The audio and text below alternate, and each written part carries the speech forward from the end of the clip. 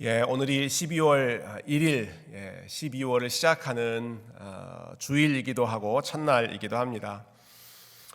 모든 교회가 12월은 특별히 성탄을 준비하는 마음으로 여러 가지 행사를 하기도 하고, 여러분 이미 보시는 것처럼 여러 성탄 장식을 또 준비하기도 했습니다. 우리 기독교 달력에서는 성탄을 맞이하기 전까지 그 전 4주간의 기간을 영어로는 어드벤트라고 부릅니다. 우리말로는 대림절, 우리 기도하시는 집사님께서도 언급해 주셨는데요.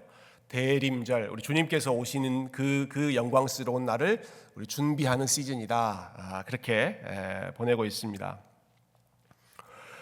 그래서 저는 이 12월 한 달 동안에 우리 주일 예배 말씀을 정할 때 오늘 우리 함께 읽었던 이 이사야 40장, 특별히 1절부터 11절까지 말씀을 우리 한 달 동안 같이 나누면서 우리 주님 오신 성탄을 같이 준비하고 또 성탄의 의미를 다시 되새기는 시간 가지려고 합니다. 여러분, 성탄절이 다가오면 여러 가지 그 음악 콘서트가 열립니다. 매년 이때쯤 되면 항상 열리는 공연이 있습니다. 레파토리라고 할까요? 여러 가지 음악회가 열리지만 항상 12월이 되면 여기저기서 열리는 음악회 중에 하나가 핸델의 메시아라고 하는 공연입니다. 예수님의 생애를 이 핸델이라고 하는 참 위대한 작곡가가 총 53개의 노래로 예수님의 생애를 표현한 그런 찬양의 곡이 핸델의 메시아이죠. 근데 핸델의 메시아는 예수님의 생애를 표현하는 작품인데 복음서부터 시작하지 않습니다. 핸델의 메시아에서 제일 먼저 나오는 노래는 다 이사야 40장, 오늘 우리가 읽었던 이 말씀에서 나옵니다. 제일 먼저 나오는 노래가 테너의 솔로곡이죠. 내 백성을 위로하라. 오늘 설교의 주제입니다. 내 백성을 위로하라. 이 말씀으로 첫 번째 곡이 나옵니다. 그 다음 곡은 모든 골짜기가 높아지고 산들은 낮아질 것이다. 우리가 다음 주에 살펴볼 말씀입니다. 그리고 그 다음 곡은 아주 유명한 합창곡이죠. 주의 영광, 모든 육체가 주님의 영광을 함께 볼 것이다. 그 다음 주에 우리가 함께 살펴볼 본문 말씀입니다. 예수님의 오심을 기뻐하고 준비하는 이 메시아라고 하는 곡에서 제일 처음에 나오는 이 세 개의 가사가 다 우리가 오늘 읽었던 이사야 40장 말씀에서 나왔다라고 하는 사실은 이 핸델이라고 하는 분이 참 음악적으로도 탁월한 분이지만 성경을 잘 이해한 분이셨다라고 하는 것을 보여줍니다. 예수님의 오심을 준비하는, 모든 성경이 예수님의 오심을 미리 예언하고 준비하는 책이지만 그 중에서도 엑기스 중에 엑기스라고 할 수 있는 본문이 바로 이사야 40장 말씀이기 때문에 우리 이 말씀을 함께 묵상하면서 우리 성탄의 의미와 또 성탄의 기쁨을 함께 나누는 시간 되었으면 좋겠습니다. 특히 오늘은 처음 1절과 2절 말씀 중심으로 위로하시는 하나님, 내 백성을 위로하라 말씀하시는 그 하나님을 우리 함께 기억하고 또 우리 하나님을 함께 예배하는 시간 가지려고 합니다. 40장 전체 말씀이 다음과 같은 참 하나님의 위대한 선포로 시작하죠. 1절 말씀 제가 다시 한번 읽어보겠습니다. 1절, 너희의 하나님이 이르시되 너희는 위로하라. 내 백성을 위로하라. 너희는 위로하라. 내 백성을 위로하라. 여러분, 이 말씀을 읽기만 해도 좋지 않습니까? 여러분, 하나님께서 저와 여러분을 향해서 내 백성을 좀 위로해라. 내가 내 백성을 위로하기 원한다 말씀하시는 것입니다. 누군가로부터 위로받고 싶은 마음은 아마 모든 사람들에게 다 있는 마음일 것입니다. 우리 삶이 힘들기 때문에, 어렵기 때문에 누군가 나에게 좀 위로의 말을 전해줬으면 한 것, 모든 사람들에게 공통적인 심리이죠. 그런데 특히 이스라엘 백성들은 하나님께서 이 말씀을 하실 때 너무나 위로와 소망이 필요한 그런 상황이었습니다. 위로하라는 말씀도 좋지만 하나님께서 어떤 상황에서 어떤 맥락에서 지금 이 귀한 말씀을 선포하셨는지를 우리가 잠깐 그 배경을 함께 생각해 보면 좋겠는데요. 이 말씀이 나오기 바로 앞절이죠. 이사야 40장 바로 앞 39장 뒷부분에 보면 다음과 같은 상황을 하나님께서 말씀하셨습니다. 5절부터 8절까지 말씀 제가 앞에 스크린으로 가져왔는데요. 자, 이런 상황이 있고 나서 오늘 말씀이 이어지는 것입니다. 5절부터 제가 한번 읽어볼게요. 이사야가 선지자 이사야죠. 히스기야 왕입니다. 히스기야 왕에게 이르되 왕은 만군의 여호와의 말씀을 들으소서. 6절부터 8절까지 우리 같이 한번 읽어볼까요? 시작.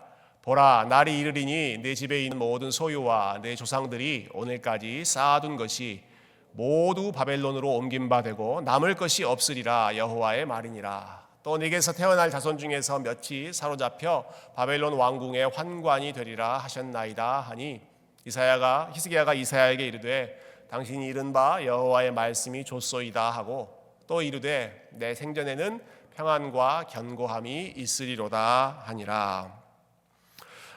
여러분, 이 말씀은 여러 가지 면에서 우리에게 참 무거운 마음을 안겨다 주는 말씀입니다.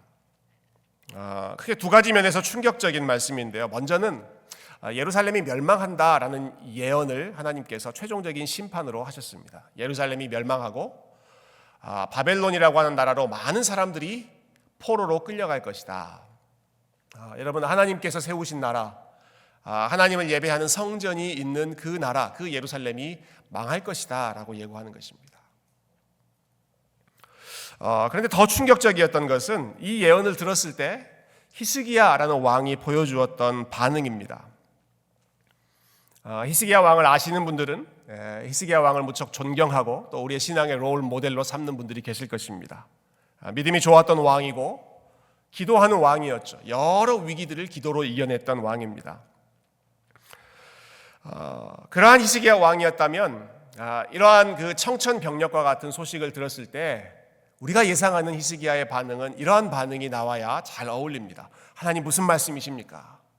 옷을 찢으면서 회개하기도 하고 하나님 제발 그 뜻을 돌이켜 주십시오. 바꾸어 주십시오. 그 심판을 거두어 주십시오. 이렇게 간곡하게 부탁하는 것이 우리가 예상하는, 우리가 좋아하는 히스기야 왕의 모습이죠. 근데 히스기야 왕이 이렇게 대답하죠. 8절 말씀 보면 쉽게 얘기하면 이렇습니다. 오케이, 좋습니다. 지금 예루살렘이 멸망한다라는 이야기를 듣고 나서도 오케이, 좋습니다. 그래도 내 생전에는, 즉 내가 살고 있는 이 시대에는 평안하고 견고하고 내 때에는 망하지 않을 테니까 That's fine. 괜찮습니다. 히스기야가 이렇게 말하는 거죠. 히스기야 왕을 좋아하셨던 분이라면 아니 이게 내가 알고 있는 그 히스기야가 맞나 싶을 정도로 굉장히 무책임하고 굉장히 자기중심적인 모습 보여주고 있습니다. 여러분, 성경에 나오는 그 지도자들을 보면 보통 이런 상황에 이렇게 반응했습니다. 이미 제가 말씀드렸지만 하나님 무슨 말씀이십니까? 하나님 왜 그렇게 결정하셨습니까? 차라리 저에게 심판을 내리시고 이 백성과 이 나라를 하나님 용서해 주십시오. 긍휼을 베풀어 주십시오. 다시 우리를 불쌍히 여겨 주십시오. 여러분, 이게 모세가 드렸던 기도이고 느헤미야가 드렸던 기도이고 사도 바울이 드렸던 기도이지 않습니까? 그런데 히스기야 왕이 오늘 이 엄청난 소식을 듣고 나서 오케이, 하나님 재앙을 말씀하셨지만 그 재앙이 내 때에 일어나지 않는다고 하니 I'm fine. That's fine. 괜찮습니다. 이 나라가 망하는 것도 내 후손들이 포로로 끌려가는 것도 오케이라고 말하는 것이죠. 여러분, 이럴 때 어울리는 그 표현이 하나 있습니다. 세상에 믿을 사람 하나도 없다. 세상에 믿을 사람 하나도 없구나. 사실 그것을 이사야 선지자가 더 분명하게 보여주려고 하는 것입니다. 예루살렘도 망하게 됐고, 그리고 예루살렘을 지켜주고 구원해주고 그 백성을 위해서 기도해주고 목자처럼 보호해줄 수 있는 히스기야 왕조차도 결국은 자기밖에 생각 못하는 그러한 사람이었구나, 소망이 없는 우리의 상황이구나라는 것을 아주 단적으로 보여주는 것이 이 이사야 39장의 마지막 내용입니다. 여러분, 그리고 나서 오늘 말씀이 나오는 것이죠. 그리고 나서 이렇게 소망 없고 실망스러운 그러한 상황이 가득해 있을 때 갑작스럽게 하나님의 말씀이 이사야 선지자를 통해서 이스라엘 백성들에게 떨어지는 것입니다. 너희의 하나님이 이르되 너희는 내 백성을 위로하라. 너희는 내 백성을 위로하라. 예루살렘이 망한다는 소식, 히스기야 왕이 저렇게 무너졌다는 소식, 그 모습 속에서 하나님이 주시는 유일한 소망이 오히려 갑작스럽게 선포되는 내 백성을 위로하라는 하나님의 선포였습니다. 여러분, 이스라엘이 가장 실망스러운 모습을 보여주었을 때 하나님께서는 오히려 그들을 위로하시겠다고 선언하셨습니다. 우리가 1절 말씀 이미 읽었는데요. 굉장히 짧은 말씀이지만 여러분, 이 한 절 말씀은 우리가 묵상하고 또 곱씹고 또 곱씹어 볼수록 정말 많은 그 하나님의 마음이 담겨 있는 말씀이라고 생각합니다. 하나하나 좀 꼼꼼히 따져보고 싶은데요. 여러분, 먼저 이 1절 말씀 보시면 하나님께서 이스라엘을 이렇게 부르십니다. 내 백성을 위로하라 라고 하시죠. 내 백성을 위로하라. 그리고 이 말씀을 하시는 하나님께서 스스로에 대해서는 너희의 하나님이 선포한다 라고 하십니다. 이스라엘 가리켜서 뭐라고 부르셨어요? 내 백성, my people 이라고 부르십니다. 내 백성. 이와 반대로 부르시는 경우도 있었습니다. 하나님과 이스라엘의 관계가 멀어져 있을 때에는 하나님께서 내 백성이라고 부르지 않고 이렇게 부르셨습니다. 이 백성이라고 부르셨습니다. 이 백성, this people. 이 백성이 입으로는 나를 사랑한다고 하지만 마음으로는 나에게 멀어져 있다. 그렇게 말씀하실 때 하나님이 사용하셨던 표현이 이 백성입니다. 내 백성이 아니죠. 여러분, 우리가 사용하는 언어 역시도 마찬가지인데요. this 무엇이라고 말하는 것하고 my 무엇이라고 말하는 것은 어감이 무척 다릅니다. 여러분, 새 교회를 가리켜서 이 교회라고 부르는 것과 새 교회를 가리켜서 나의 교회, 내 교회라고 말하는 것은 여러분 천지 차이죠. 이 교회라고 말하는 것은 거리를 두는 것입니다. 그러나 나의 교회는 내가 그 안에 들어가 있는 것이죠. 여러분, 하나님께서 이스라엘 가리켜서 지금 내 백성 이스라엘이라고 부르십니다. 내 백성. 그들이 여전히 내 백성이다. 이 백성 아니다. 저 백성 아니다. 그 백성 아니다.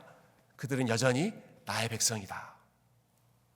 그리고 나는 여전히 너희의 하나님이다.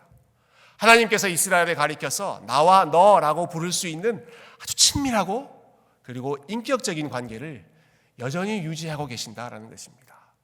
나는 너희의 하나님이 될 것이고 너는 나의 백성이 될 것이다. 처음부터 말씀하셨던 그 언약의 관계, 그 언약의 관계를 아직 깨트리지 않으시고 여전히 그 백성을 사랑하는 언약 백성으로 삼고 계신다라고 하는 뜻이죠.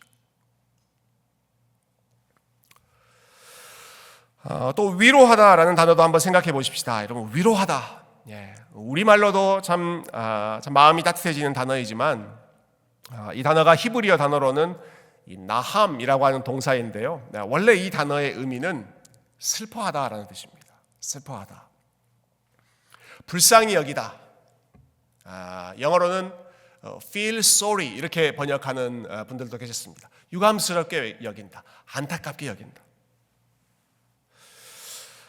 구약 성경에서 주로 이 단어가 사용됐을 때에는 가까운 사람이 세상을 떠났을 때 그 주변에 있는 사람들이 함께 애도할 때, 함께 애곡하고 함께 애도할 때 그때 사용됐던 단어가 나함이라는 단어입니다. 그런데 이 단어가 오늘 이 히브리서 이사야 40장 1절에서는 내 백성을 위로하라, 내 백성을 위로하라 라는 단어로 번역되어 있습니다.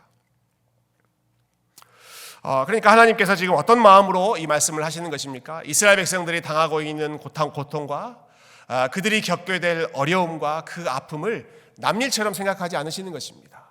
내 백성을 나함, 내 백성의 아픔을 함께 아파해라. 그들과 함께 슬퍼해라. 그들의 이 멸망과 이 비극적인 상황들을 함께 애도하고 그 슬픔을 함께 나누면서 서로 위로하라. 이스라엘 백성들의 아픔을 본인의 아픔으로 하나님께서 떠안으시는 것이죠. 조금 전에 봤던 히스기야 왕의 모습과 여러분 한 번 더 비교해 보시면 좋겠습니다. 히스기야 왕은 자기 자신과 이스라엘 백성들을 엄격하게 선을 그었습니다. 큰 거리를 두었습니다. 예루살렘이 멸망하고 많은 후손들이 바벨론 포로로 잡혀가게 될 것이다. 그 고통스러운 상황을 예언받았을 때 히스기야 왕이 어떻게 반응했다고요? I'm fine. 내 일이 아닙니다. 내 시대에 이루어지지 않으니 괜찮습니다. 그들의 고통이고 그들의 아픔입니다. 엄격하게 선을 긋죠. 거리를 둡니다. 그런데 하나님께서는 그렇게 하지 않으십니다. 하나님께서 지금 이스라엘 백성들의 이 아픔과 그리고 히스기야 왕마저도 무너져 있는 이 비극적인 상황 속에서 아프다 하고 말씀하시는 겁니다. 아프다. 내가 너무 아프다. 나함. 내 백성을 위로해라. 내 백성과 함께 울어라. 이 엄청난 어려움을 겪게 될 그 백성들에게 조금이라도 힘을 주어라. 힘을 주어라. 함께 해라 말씀하시는 것이죠.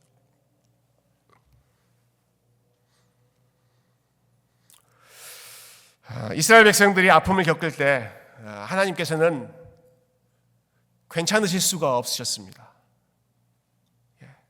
이스라엘 백성들이 자기 백성, 내 백성이 고통을 겪고 있을 때 하나님은 아무렇지도 않은 듯 I'm fine. 괜찮게 생각하실 수가 없으셨습니다. 그들의 아픔을 본인의 아픔으로 함께 느끼셨던 것이죠. 여러분, 그리고 한 걸음 더 나아가서 우리 하나님께서는 이 위로의 메시지를 선포하시는 동시에 이스라엘 백성들의 근본적인 문제를 하나님께서 해결해 주십니다. 그 말씀이 2절 말씀입니다. 우리 2절 말씀 마지막으로 한번 같이 읽어보도록 하십시다. 2절 위로의 하나님께서 어떤 메시지를 선포하셨는지 우리 같이 한번 읽으실까요? 시작. 너희는 예루살렘의 마음에 닿도록 말하며 그것에게 외치라. 그 노역의 때가 끝났고 그 죄악이 사함을 받았느니라. 그의 모든 죄로 말미암아 여호와의 손에서 벌을 배나 받았느니라 할지니라 하시니라. 아멘. 이스라엘 백성들을 향해서 이렇게 아주 확실하게 선포하시죠. 너희의 노역, 너희의 고생스러운 일들이 다 끝났다. 너희의 죄값을 다 치렀다. 너희가 다 용서받았다. 너희가 이제는 완전히 깨끗해졌다라고 말씀하십니다.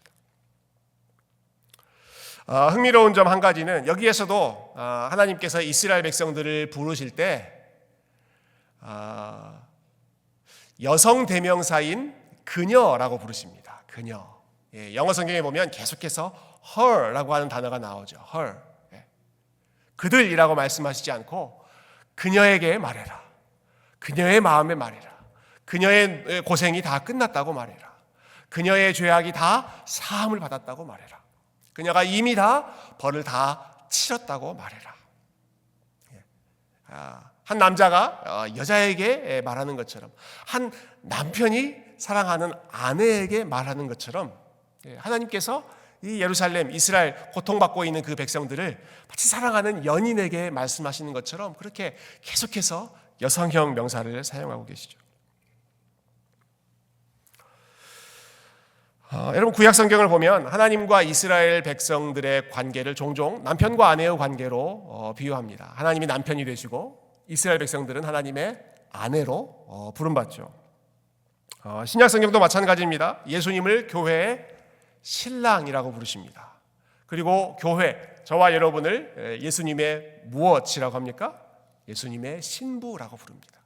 예수님이 우리의 신랑 되시고 우리가 그분의 신부가 되었다. 하나님이 우리의 남편이시고 우리가 그분의 아내가 되었다는 것이죠.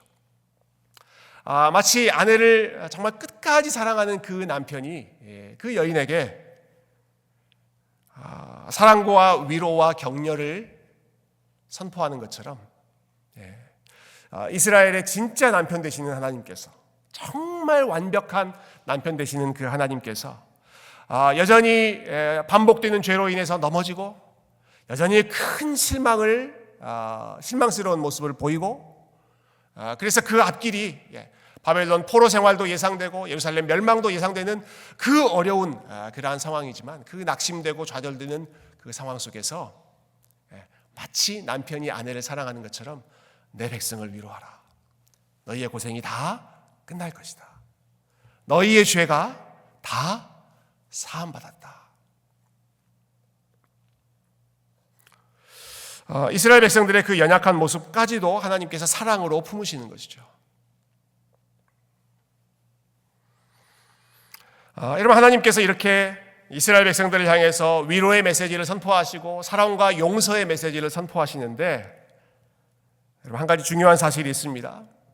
그런데 이 귀한, 이 복된 선언을 받기 전에 이스라엘 백성들이 뭔가 하나님을 위해서 했다라고 하는 말이 전혀 나오지 않는다라는 것입니다. 이스라엘 백성들이 하나님 앞에 회개했다라든지, 이스라엘 백성들이 하나님께 돌아갔다라든지 그러한 말씀이 전혀 나오지 않습니다. 굉장히 뜬금없이 하나님께서 말씀을 선포하십니다. 아무런 맥락이 없이 갑작스럽게 이스라엘 백성들은 여전히 정신 못 차리고 있는데, 갑작스럽게 일방적으로 하나님이 선포하시죠. 너희들의 고생이 다 끝났다. 너의 죄가 사라졌고 너는 다 그 죄값을 치렀다라고 말씀하십니다. 왜 이렇게 일방적으로 선언하시는가? 우리의 죄가 하나님 앞에서 용서받는 것은 우리의 노력과 우리의 행함에 달려있지 않고 하나님의 주권적인 은혜에 달려있기 때문에 그렇습니다. 하나님이 주권적으로 용서하시기 전에, 이스라엘 백성들이 하나님께 돌아오기도 전에 그들이 여전히 절망과 실망과 참 부족한 모습 가운데 있음에도 불구하고 하나님이 일방적으로, 하나님이 강권적으로 그 백성에게 위로를 선포하시고 그 백성에게 용서를 선포하시고, 마치 사랑하는 여인을 바라보듯이 여전히 내가 너희를 사랑하고 있다고 말씀하시는 그 하나님이, 여러분, 우리를 항상 위로하시고 우리를 항상 품으시는 우리 하나님 아버지이신 줄로 믿습니다. 그것이 우리를 위로하시는 하나님입니다. 내 백성을 위로하라 말씀하시는 하나님입니다.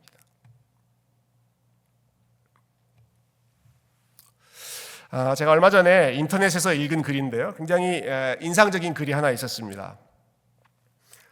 실제로 있었던 일인지는 잘 모르겠습니다만은 어떤 아버지와 그리고 아들 사이의 대화 내용을 이렇게 요약해서 어떤 분이 나눠주었습니다. 인터넷 사이에 좀 많이 유행하고 있는 글인 것 같아요. 영어로 이렇게 되어 있는데 제가 좀 번역을 해봤어요. 어느 날 성인이 된 아들이 아버지에게 말합니다. 아버지, 결혼하고 싶은 여자가 생겼습니다. 그 말을 듣고 아버지가 대뜸 이렇게 대답합니다. 그래? 그렇다면 먼저 나한테 미안하다고 말해라. 여러분, 아들의 입장에서 황당하지 않겠어요? 지금 결혼하겠다고 하는데 그 여자가 누구냐, 축하한다, 뭐 이런 말이 나오는 게 아니라 결혼하겠습니다 했더니, 그래? 나한테 미안하다고 해. 아들이 황당해서 묻죠. 아니, 왜요? 제가 뭘 잘못했는데요? 미안하다고 해. 아니, 아버지, 뭘 잘못했는지 이유를 알려주셔야지 제가 미안하다고 할 건 아닙니까? 미안하다고 해. 나한테 미안하다고 해. 몇 차례 평행선 같은 대화가 오고 가다가 아들이 마지못해 대답합니다. 오케이. 예, 알았어요. I'm sorry. 미안합니다. 그러자 아버지가 비로소 이렇게 대답하십니다. 잘했다. 합격. 너는 이제 정말 결혼할 준비가 되었다. 아무런 이유 없이도 미안하다고 말할 수 있을 때 그때 결혼할 준비가 된 것이다. 여러분 참 멋있는 아버지이지 않습니까? 저라면 제 아들에게 한 가지 팁을 더 알려줄 것 같아요. 여기까지 이야기하고, 그런데 아들아, 그 다음에 나올 질문을 예상해라. 미안합니다 라고 이야기하면 반드시 이런 질문이 나올 것이다. 무슨 질문이 나올까요? 뭐가 미안한데? 뭐가 미안한데? 라는 질문까지 예상하고 미안하다는 말을 해라. 참 감동적인 이야기를 제가 깨트려서 죄송합니다. 여러분, 이 아버지가 아들에게 가르쳐주고 싶었던 지혜가 무엇입니까? 네가 잘못했다고 생각되지 않을 때라도 미안하다라고 말하고, 그리고 책임을 지는 게 진짜 남자고 진짜 남편이고, 그리고 진짜 사랑하는 것이다. 그게 진짜 사랑이다. 그것을 말해주고 싶었던 것이죠. 여러분, 이런 남편의 모습을 보신 적이 있으십니까? 여러분, 이런 남편과 살고 계십니까? 별로 없으실 것입니다. 왜냐하면 모든 사람이 다 첫 번째 남자인 아담의 후손으로 살고 있기 때문입니다. 꼭 남자들만이 아니라 모든 인간이, 모든 사람이 다 첫 번째 남자인 아담의 후손으로 살고 있기 때문에 우리는 이런 모습, 이런 책임 있는 모습을 보여주지를 못합니다.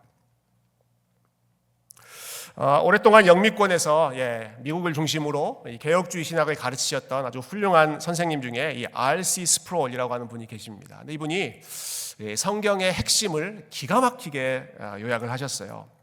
성경의 핵심을 요약하시되, 첫 번째 아담과 두 번째 아담, 예수님이죠. 첫 번째 아담과 두 번째 아담이 얼마나 큰 차이가 있는지 이렇게 설명하셨습니다. 보여주시겠어요? 첫 번째 아담은 말했다. 나에게 책임을 묻지 마세요. 내 아내에게 책임을 물으세요. Don't blame me, blame my wife. 첫 번째 아담이 한 말입니다. 그러나 두 번째 아담은 말했다. 내 아내에게 책임을 묻지 마세요. 나에게 책임을 물으세요. Don't blame her. 그녀에게 잘못되었다고 말하지 마세요. Blame me. 나에게 책임을 물으세요. 여러분, 이 차이가 느껴지십니까? First 아담, 첫 번째 아담. 첫 번째 아담이 선악과를 따먹고 죄를 범한 후에 그가 하나님 앞에 뭐라고 대답했습니까? 하나님께서 주신 그 여자가, 내 아내라고 부르지도 않죠. 하나님께서 주신 그 여자가, 그 이전에는 자기 아내 하와를 가리켜서 내 뼈 중에 뼈요, 내 살 중에 살이로다 감탄하면서 떠받들었던 그 아담이 죄를 범한 후에는 하나님이 나에게 주신 바로 그 여자가 책임이 있습니다. Blame her, not me. 그러나 두 번째 아담으로 오시는 예수님께서는 그분의 신부된 교회를 향해서, 그분의 아내된 저와 여러분을 향해서, 우리 예수님께서 우리가 부족한 모습을 보이고 연약한 모습을 보일 때마다 우리 하나님께 뭐라고 말씀하실까요? 하나님, don't blame her. Don't blame her. 저들에게 책임을 묻지 마십시오. 내가 책임을 다 지지 않았습니까? 내가 이미 모든 것을 다, 그 죄값을, 그 대가를 다 치르지 않았습니까?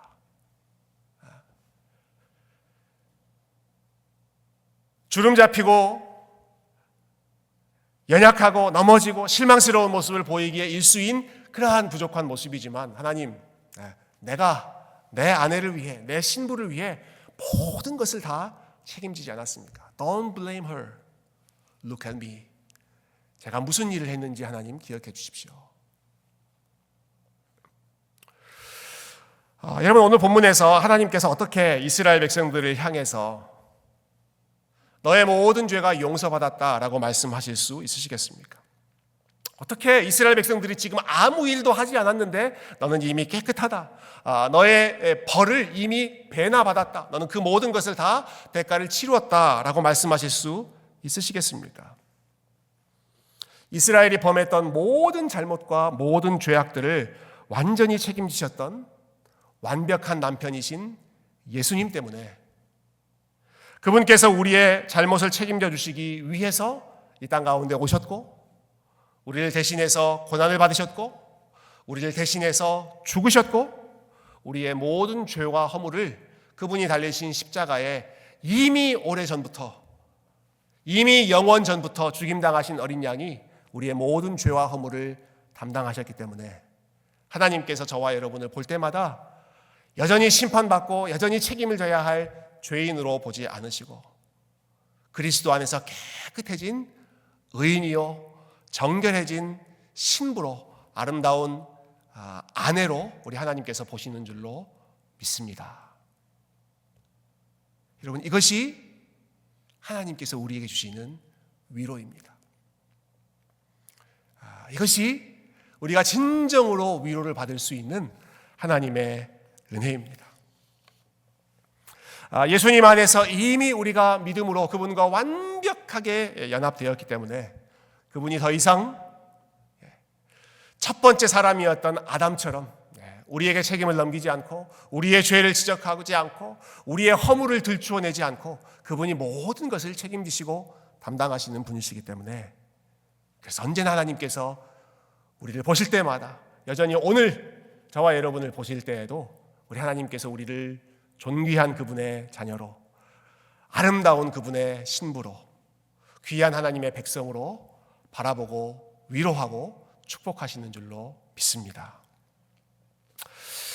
자신의 부족함에 대해 괴로워해 보신 분이라면 여러분 이것이 얼마나 큰 위로인지 아실 것입니다.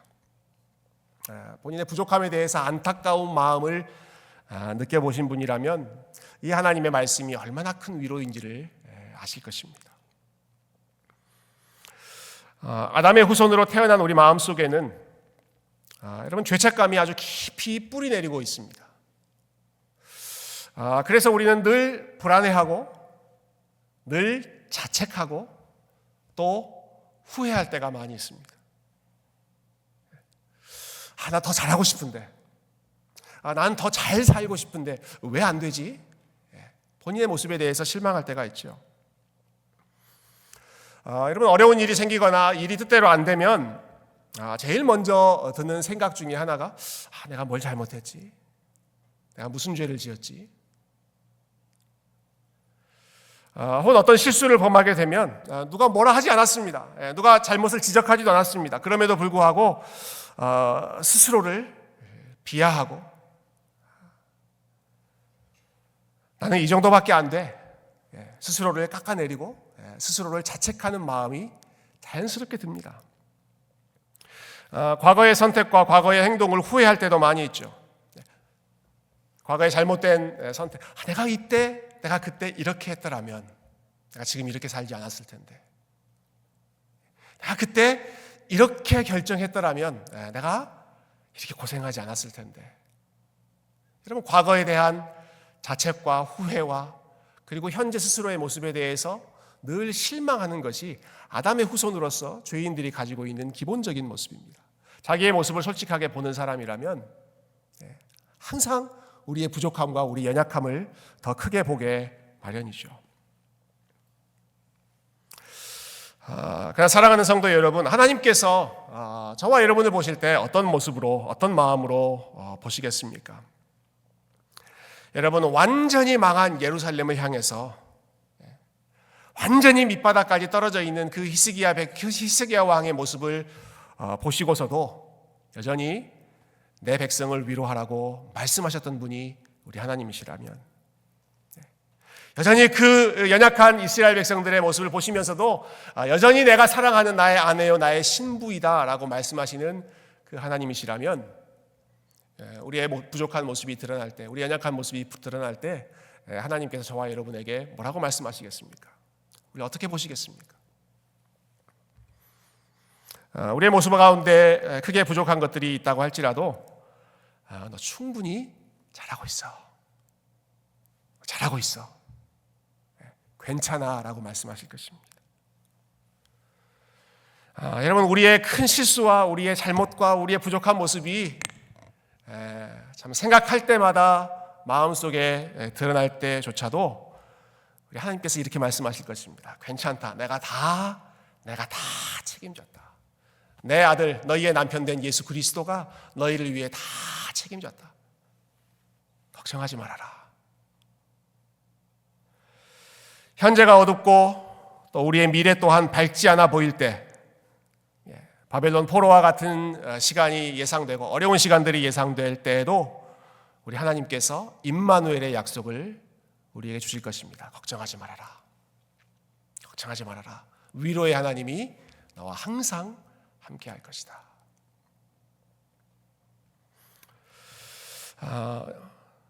여러분, 성탄이 어떤 날입니까?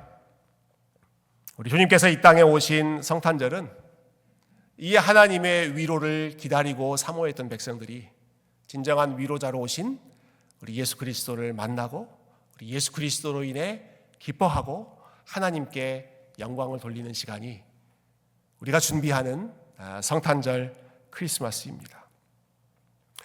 우리가 정말로 잘 살고 있기 때문에, 괜찮은 사람이기 때문에 너 괜찮다라고 말씀하시는 것이 아니라 내가 나를 봐도 괜찮지 않은데, 내가 나를 봤을 때 너무너무 부족한 모습이 많은데도 불구하고 하나님께서 예수님 때문에, 예수님 안에 있는 우리의 믿음 때문에, 예수님과 연합되어 있는 이 구원의 복 때문에 여전히 우리를 향해서 너는 존귀한 자다. 내가 너희를 끝까지 사랑한다. 내가 너를 위로한다. 라고 말씀하시는 여러분이 이 임마누엘의 하나님을 오늘 이 아침에 다시 한번 기억하시고, 우리가 아무리 깊은 골짜기까지 떨어졌다고 하더라도 그 순간에도 끝까지 우리를 위로하시고 우리의 손을 붙잡고 일으켜 세우시는 우리 주님을 바라보시고 우리 주님을 사랑하시고 주님과 함께 일어나시는 존귀한 주님의 백성들이 다 되시기를 주님의 이름으로 축원드립니다. 함께 기도하겠습니다.